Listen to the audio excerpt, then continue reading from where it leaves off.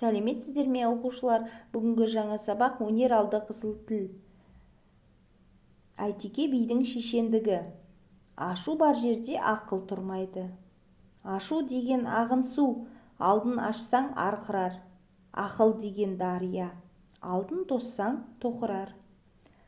Ашу деген ағып жатқан су сияқты. Ашуға бой алдырып, яғни тез ашулансаң, ашудың жетегіне кетесің, яғни ашуланып, ауыр сөздер айтып қоясың. Ал ақыл деген дария сияқты. Ақылды күтсең, ол тоқтайды. Яғни ақылыңа ақыл қосасың. Ақылды болсаң, ашуланбайсың. Кез келген бір істі ақылмен шешетін боласың.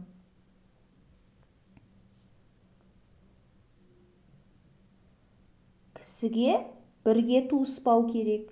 Туысқан соң сөз қуыспау керек. Сөз қуған пәлеге жолығады. Жол қуған олжаға жолығады. Бір кісімен бірге туысып дос болсаң, ол кісімен бірге өсек айтпау керек. Өсек әңгіме бос сөз айтқан адам пәлеге кездеседі. Ал жолға шыққан адам олжаға, байлыққа кездеседі. Қайсысы жақсы? Әрине, олжа, байлық жақсы емес пе? Сол үшін өсек бос сөз айтпау қажет.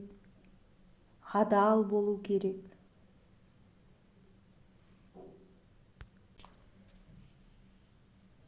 Ағасы келсе ардақтап атын байлағандай, қонағы келсе құрметтеп жайлағандай, тындырымды інісі болса қанат құйрығы сай болып, ағаның алар тынысы болса көңілі жай болып, інінің міндеті басқару, ағаның реті бас бағу емес пе? Ағасы егер інісінің үйіне келсе, інісі ағасын сыйлап, ардақтап, атын байлайды.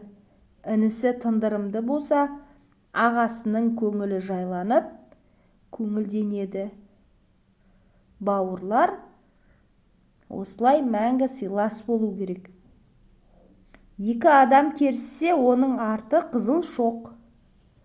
Егер екі адам ұрысса, оның соңы қызыл шоққа айналады. Яғни төбелес болады. Бір-біріне ауыр сөздер айтып, бір-бірін ренжітеді. Оқушылар, сіздерге сабақ түсінікті болды ма? Олай болса, суретті әдебиет каналына тіркеліп, достарымызды шақырайық.